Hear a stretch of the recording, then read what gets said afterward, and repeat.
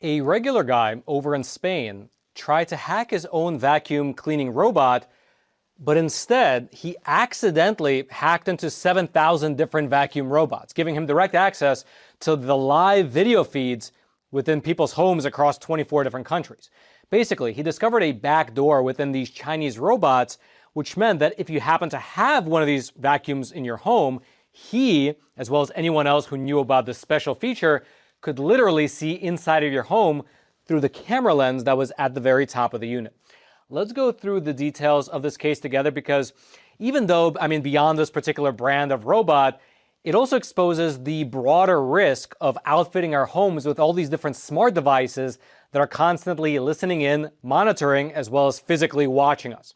We assume that there's no human on the other end, but more and more anecdotal cases are showing us that there are. And before we dive into it, if you would do me a favor and smash those like and subscribe buttons, that way the YouTube algorithm will pick up this episode and share with ever more people, I would greatly appreciate it. So to start with, the overview of how this robot takeover happened in the first place, it came across my desk in the form of an article within Popular Science magazine. It was titled, "Man Accidentally Gains Control of 7,000 Robot Vacuums." If you happen to want to read that full original account, I will link that article down in the description box below. Now, the robot in question here is a DJI brand Romo vacuum robot. Now, DJI is a popular Chinese brand known for their civilian drones. But recently, they began to manufacture these autonomous home vacuums as well. And they're not cheap. They retail for about $2,000. And the way that they work is they basically collect data from around your house, creating a virtual map of the floor plan in order to clean it. Quote, "Like other robot vacuums, it's equipped with a range of sensors that help it navigate its surroundings and detect obstacles. In order for the Romo, or really any modern autonomous vacuum, to function, it needs to constantly collect visual data from the building it is operating in. It also needs to understand specific details about what makes, say, a kitchen different from a bedroom, so it can distinguish between the two. Some of that sensor data is stored remotely on DJI servers rather than on the device itself." In short, it means that the data collected by the onboard sensors, they don't just live within the robot, some of it lives in the server on the cloud.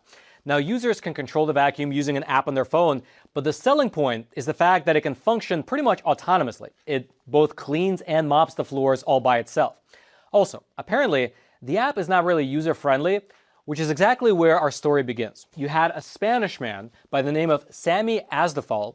He bought one of these robots, and he didn't like the functionality of the app. And instead, he wanted to be able to control it using his PS5 controller, sort of like those RC cars we used to play with as kids. He wanted to control it that way. And this individual, Sammy, was actually well suited for trying to do this. He leads the AI strategy at a vacation home rental company, so he knows at least a bit about computers. And secondly, he himself had a Claude bot. That's one of those AI chatbots that basically serve as a personal assistant, and once you tell it what to do, they can do things semi-autonomously. And here is what happened. Quote, "While building his own remote control app using an AI coding assistant to help reverse engineer how the robot communicated with DJI's remote cloud server, he soon discovered that the same credentials that allowed him to see and control his own device also provided access to live camera feeds, microphone audio, maps, and status data from nearly 7,000 other vacuums across 24 countries. And that right there is why I really love this story. It truly exposes the new dangers that we're living with in this AI world, because without writing a single piece of code, this man over in Spain simply asked his AI chatbot assistant to make an app so he can use his PS5 controller to guide his vacuum. For that idea to work, the chatbot had to find a way for this app that it's building to communicate with DJI servers and extract a security token, which basically proves that the chatbot and Sammy are the legitimate owners of the vacuum. However, instead of just verifying a single token, the DJI servers granted access to thousands of robots. Essentially, the mistake in their system allowed Sammy to be treated by the system as the legitimate owner of upwards of 7,000 vacuums across 24 different countries. And this was no joke, because it basically allowed him to become a fly on the wall in people's homes. Quote, "That slip-up meant Sammy could tap into their real-time camera feeds and activate their microphones. He also claims he could compile 2D floor plans of the homes that the robots were operating in. A quick look at the robot's IP addresses also revealed their approximate locations. None of this, Sammy insists, amounts to hacking on his part. He simply stumbled upon a major security issue. Truly insane. He basically gained access to the video feeds, the floor map layouts, the microphones, as well as the ability to remotely control the robots himself. Now, fortunately for us, Sammy was not a bad actor, and he did report his findings immediately. He shared what he found with a reporter over in The Verge, who then reached out to DJI. And for their part, DJI put out a statement claiming to have fixed the issue with an automatic software update, 2 of them that were automatically applied. You didn't even have to do anything on your own part if you own a robot. Quote, DJI identified a vulnerability affecting DJI Home through internal review in late January and initiated remediation immediately. The issue was addressed through 2 updates, with an initial patch deployed on February 8th and a follow-up update completed on February 10th. The fix was deployed automatically and no user action is required. Which sounds good. However, according to that report from The Verge, that is not really the full case because there are still several vulnerabilities, one of which is so bad they're keeping it secret, which to this day remain unresolved. Quote, as the fall says that even now, DJI has not fixed all the vulnerabilities he's found. One of them is the ability to view your own DJI Romo video stream without needing its security pin. Another one is so bad, I won't describe it until DJI has more time to fix it. As of February 17th, DJI tells The Verge it will do so within weeks. Very cool.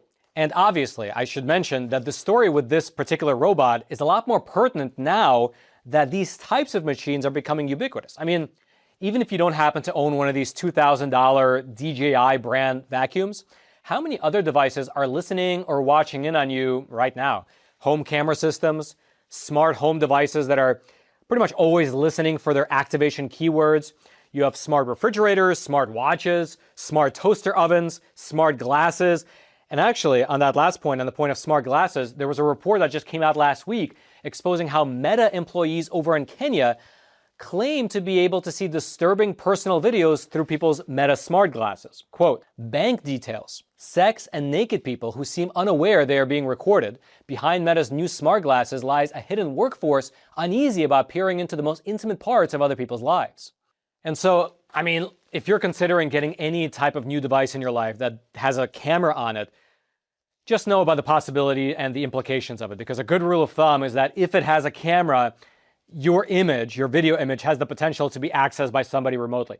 And actually, to that end, it reminds me of this photo that was published on Facebook by Mark Zuckerberg roughly 10 years ago. And it became pretty viral at the time because you can see that on his desk, Mark Zuckerberg puts a piece of tape on the camera over his own laptop. And so you can imagine if he's doing that, you can assume that he knows something and that you should probably be doing the same thing. If you want to read the full account of the man in Spain who was able to hack himself a little army of robots, I'll throw a link to it. You can find it down in the description box below, right below those like and subscribe buttons, both of which I'm sure you already smashed, but now's another opportunity. And then lastly, let me know your thoughts, because I mean, look, if a guy using a absolutely publicly available Claude bot that anybody can get is able to accidentally stumble upon access to 7,000 different units within 24 different countries, what about nation states that have teams of hackers, some of the smartest people in the world, whose entire jobs are to find basically vulnerabilities? How many different devices do you think they have access to? Because again, this is an accident, and this guy was I guess you can call him a white hat, right? He was a good actor, so he reported it immediately to the public, letting everybody know. But how many either black hats there are, or how many like state, I guess you can call them like the good guys, and if they're the Americans, but how about the Chinese, the Iranians, the Russians, the Israelis, the Japanese, people in the UK, like MI5, how many intelligence services throughout the entire world are working to gain access to the remote video feeds of people around the world? And people are being ridiculous by putting literal cameras in their households, assuming that they can't be used. But as you can see, very easily they can be accessed and used. So let me know your thoughts in the comments. Do you think this is a one-off from this Spanish guy that happened to report it to the public, or is this just an absolutely widespread phenomenon? The only way to avoid getting viewed in your own home is to just not have a camera. But then on the other hand, who doesn't have a smartphone? So I mean, like, in that case, I think we're all out of luck. Let me know your thoughts on it. Am I just being too black-pilled, or am I seeing seeing the world for what it is. Let me know your thoughts in the comments. And then until next time, I'm your host, Roman from the Epoch Times. Stay informed, and most importantly, stay free.